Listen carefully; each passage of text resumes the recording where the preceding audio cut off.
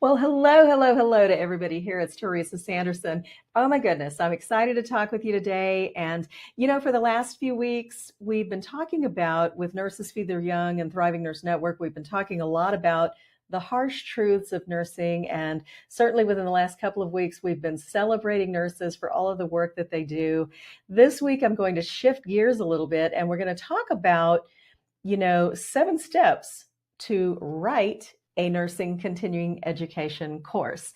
Why are we going to shift gears and talk about this? I want to just share with you that this is a question I get from a lot of nurses every single day, because there are a lot of nurses interested in developing nursing continuing education courses or nursing professional development courses.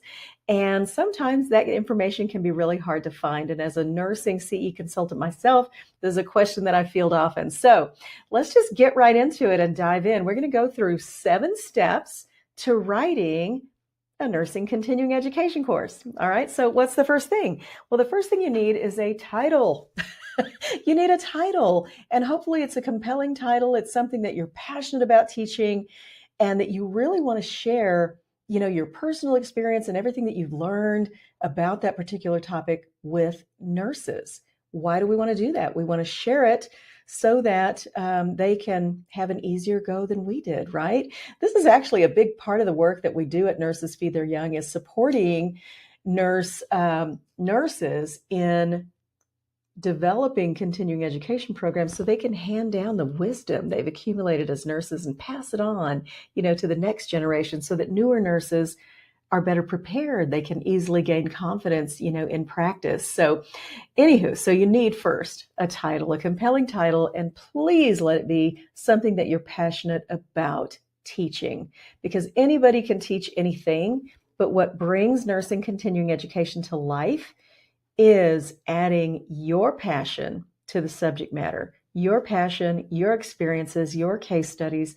all of that is what brings it to life and makes it really meaningful for everyone who learns from you. Okay, so title, number 1. What's the second thing we need then? We need behavioral objectives. All right, I'm going to keep this really simple and just talk about a 1 contact hour CE course.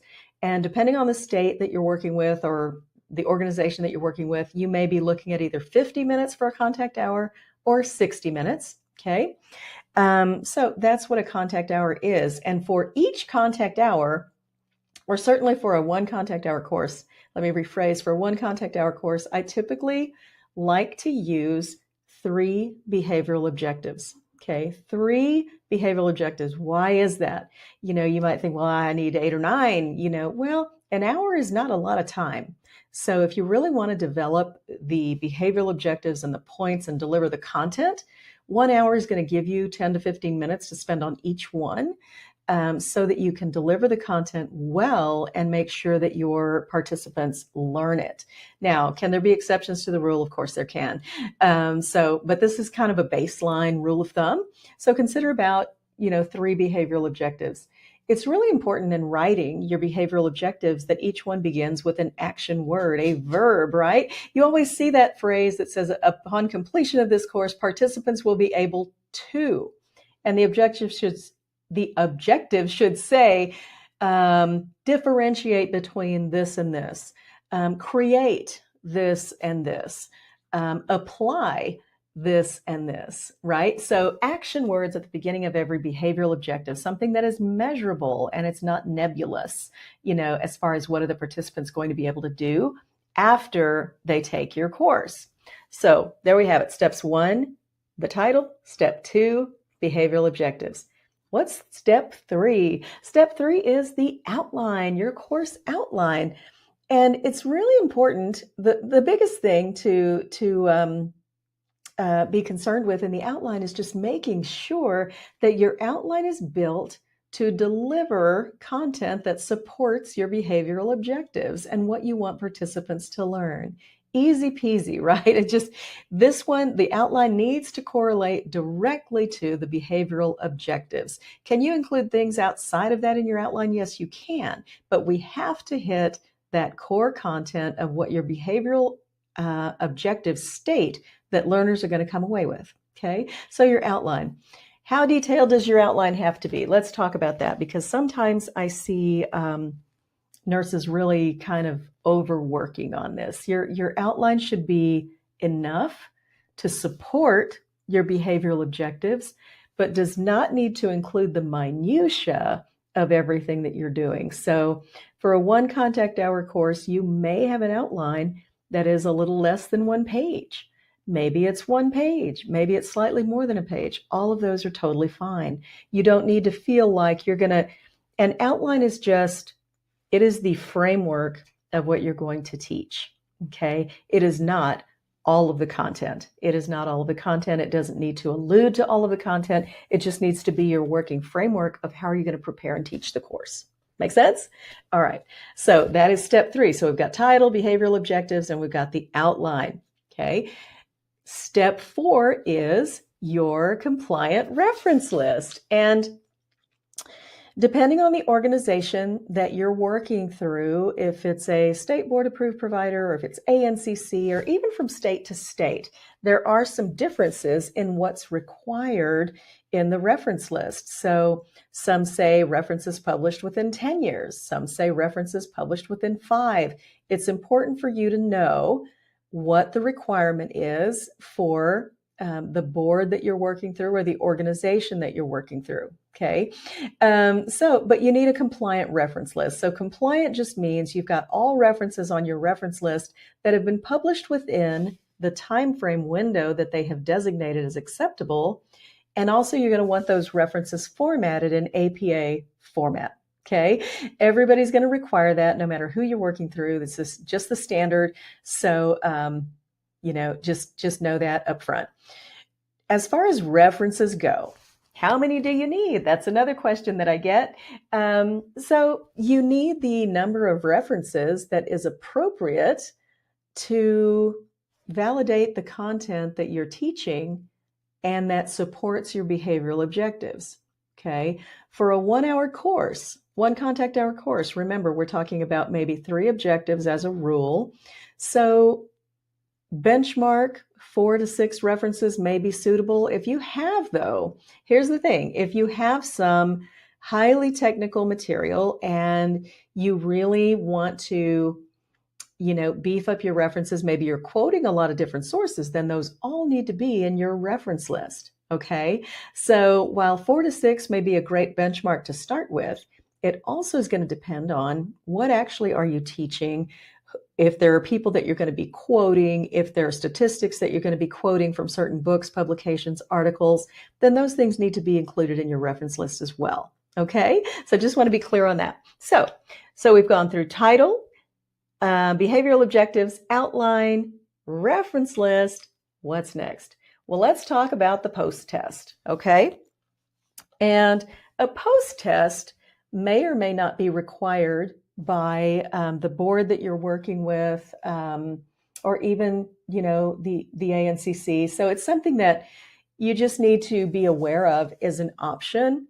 For me personally, I am an old school RN. I've been at this for 34 years. I like to know and validate the knowledge or experience that my learners had. I want to know that they can pass the test so that I know they got the material. So I include a post-test on pretty much everything I do. Okay. That's just me. But what is a post-test? A post-test is as simple as 10 multiple choice questions that validate the learning experience. Okay. For online courses in particular, there are states that require a post-test, and I always believe that's best practice. So if it's self-paced, on-demand, online learning, I definitely recommend a post-test just as a best practice to know that, again, the learner achieved the results, right? They were able to pass with a score of 70 or 80%, whatever you set it at, and then they print their certificate after that. Okay, so that's the post-test. So simply 10 multiple choice questions is usually about the standard. Can you have more than that? Yes, you can. But that's just a simple summary of what's in the post-test. All right. Next thing after the post-test. So we've done title, behavioral objectives, outline, reference list, post-test. We need a program evaluation, a course evaluation, because it's so important to get feedback from your participants about what did they think of the course? Was it well organized? Did it make logical sense? Was the speaker engaging? Did the speaker seem knowledgeable about the subject matter? And one question I always include on my evaluation tools is what else do you want to learn? What else do you want to learn? This is a pivotal time for you to be able to assess the learning needs that exist beyond the course that you've already delivered. So that gives you great ideas for future courses that you create that are going to meet the needs of the nurses that you serve, and really help them to elevate their own practice. So always include that in your evaluation tool, because we want to be getting that feedback and learning what's going to be valuable to them. All right, so we've done the evaluation. We've now done 6 of the 7 steps. Let's look at that. Title, behavioral objectives, outline, reference list. Then we did the post-test. We did the evaluation. The last thing is the certificate, okay? The last thing is the certificate. And I definitely recommend for anybody who is a continuing education provider, have a nice branded certificate that's got your logo on it and, matches your brand colors and that kind of thing. And there's also going to be verbiage on the certificate that is required by the approving entity. That's not you. That's going to be the Board of Nursing or the organization that you're working with to accredit the course for CE. So, but make that certificate a nice experience.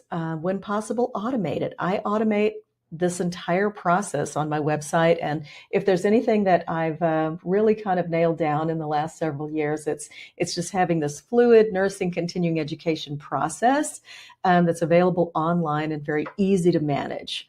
So those are the 7 steps for how to write a nursing CE course.